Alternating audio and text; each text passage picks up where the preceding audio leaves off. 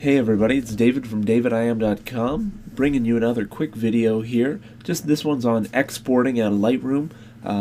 You've got a lot of different choices. This was motivated by a question I had on my channel. Probably doesn't deserve its own video, but I'm going to do it anyway because I have to do it for my work, and I thought I'd just record the process. So here I've got 4 photos. These aren't award-winning by any stretch. They're pictures of antiques that I've got for a client. They're going to be used in a variety of different ways, print and on the web. And right now I'm just going to export those so that I can deliver them. So once you've got your files all edited and looking good, you just select them in whatever collection or that you're working in. You're going to right click and export. I wouldn't suggest using the for email. If we do for email, it's just we can put them onto the desktop. It makes them really small, even for email standards. I don't know if this was designed to email back in 1995 or something like that. But the big thing is file size. So 61 kilobytes is pretty small, and 640 by 426. Like really, these things are going to come out tiny. If we see how big one of these are. You know, this is on a big screen, mind you, but we can stand to be a bit bigger. For email, typically I want to look for about 900 pixels on the width, probably 900 pixels high. So the way I would do that if I was going to send these out to email, which I am going to do, in the export box that comes up here, you can choose where you're going to export them to. I always just pick the desktop and then move them from there. That way I always know where they're going to go. But you can certainly designate your own spot if you so choose. And from here, you're going to put a subfolder. So I'm going to put email-antiques. So I'll know that anything that I'm exporting out of here is going to go into for email. So custom text. You can choose a number of different naming things. I think the default one comes as kind of crazy. It doesn't, as you can see, like I've got this under proper naming, and it's going to put my title, so my title, and then dash, and then a 001, and that's really good. If it's just a -1, what happens is, at least in Mac, you get all kinds of weird things. You know, number 11 sometimes shows up before number 1, and then number 100 shows up with number 11. It's crazy. You know, you want 00 out front so that they are going to come out in the proper order. Not a big deal when we're only dealing with 4 photos, but when we're dealing with over 100, it gets really messy. So I think it's custom, something ridiculous like this. 1 of 4. Take it off of that. You're going to want that, or you can make your own one and set it up like this. And you just go through and mess around with all those, but you can have it, you know, instead of sequence of total, you know, that's kind of nonsense. Proper naming, you can do sequence and then choose the numbers here. So I would certainly choose the 001 or even 4 zeros if you're doing big exports often. But I find this is more than enough. Rarely am I exporting more than 999. So that's a big tip right there. So from here we're just going to put email Terry. That's what I'm going to name these files. Antiques, just for good measure. And oh, look at that, it did change. We go into our proper naming, and the format. Almost always we're going to leave this JPEG unless you know why you're changing that. Just leave it how it is. And then quality is really subjective. Truth be told, you don't need 100% quality, especially on an email. You're going to want to strip that back. Typically I keep it between 70 and 80, and what we're going to do is we're going to experiment with that. Sometimes if you really need to keep it under a certain file size, that's like if you're uploading a photo for a competition, they'll say they can be no larger than 250 kilobytes. You can click that to limit it, and it'll take care of the quality for you. Just leave your color space, and then the image resizing. We're going to resize it to fit.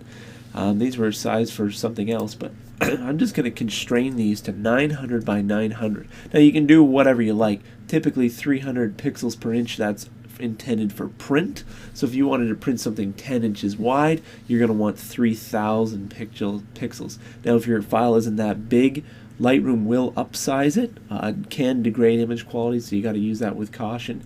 Typically you're going to try and keep it within what your native specs already are. And then for web, I'm going to change this to 72. So we're going to end up with something 80% quality, which is good enough for, you wouldn't be able to tell the difference between 80 and 100, except in the file size. We're going to constrain this to 900 wide. Obviously the height is going to fall within 900 wide, because these are all, or 900 high, because this will be the constraint here. Sharpen for paper. You don't have to do this, but I'd certainly suggest it. It's just one click. Sharpen for screen, leave standard. Sharpening is what we're going to get into in another lesson, but suffice to say, it just makes your images a little more crisp, especially if you're working with RAW files and not JPEGs already. And typically I just leave the rest blank. I'm not sure if I've ever used that. So we're just going to hit export. See, it starts our process in the top left. For these files, it shouldn't take too long. We're already on to number 2, number 3. And what we're going to do is just go to our desktop. We can see this is the folder that it created. It wasn't there before. These are the ones that we emailed or exported through email. We don't like those. So we'll go into here. Here are 4 properly named. And you can see the size is 100. So, this is triple the size of the export for email. But really still manageable, but quite a bit better. If we go back here, I guess I shouldn't have export for email. Let's just see what those looked like again. Just really were not very impressive. So there you go. If someone is opening that up in an email, certainly still downloadable, but the difference in size is just huge. So and through that you can just constantly, you can really tinker with these nice and quick. If you've got 400 photos, don't do it for all these, but do a test one. So we're just going to strip this back and export these again. I'm just going to make unique names on this. Usually I would just overwrite them, but I want to keep the originals for comparison's sake. So here they are. The -2 means we had the same file name. So we're going to get our info on that. 156. So dropping down the quality, drop down the file size a little bit, but not a huge deal when we're only dealing with these size of files. So there's the first one, and there's the second one. Really indistinguishable. When you start getting into below 70 is where you're really going to notice it. So that's how I export things for email. And then if we wanted to do the same thing for print, we're just I'm going to rename this print antiques full res antiques quality. In that case, I'm really not trying to save file size. I'm just going to put that up to 100. Resize to fit. Our resolution is going to go back to 300. Screen, and typically I sharpen for matte, but it depends on what your output is. It could be glossy in this case. Actually, it would more likely be glossy.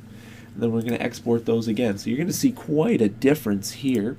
Just while we're looking at that, we can go back and see what our original file started out as a 12 megabyte file.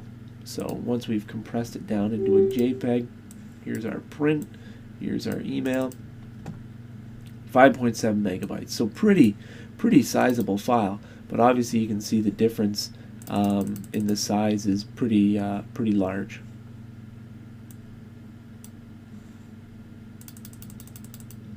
Okay, so that's how the main thing that I would export. Just as a quick bonus, it's from there that I would apply things like watermarks.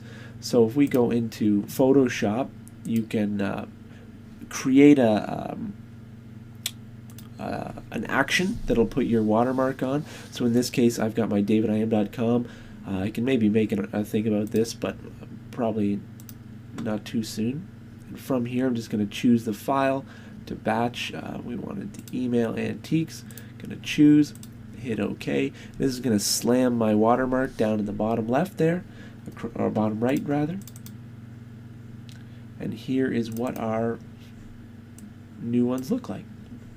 Quick enough to go up on the blog. So nice and fast. If you've got your watermark action already done, you can just batch process it right out of that folder. I like that a lot better than trying to export through here with watermarks and things like that. Never was able to get it to work properly. Anyway, hopefully that answers your question. By all means, leave more questions on the channel. Thanks a lot. Have a good one.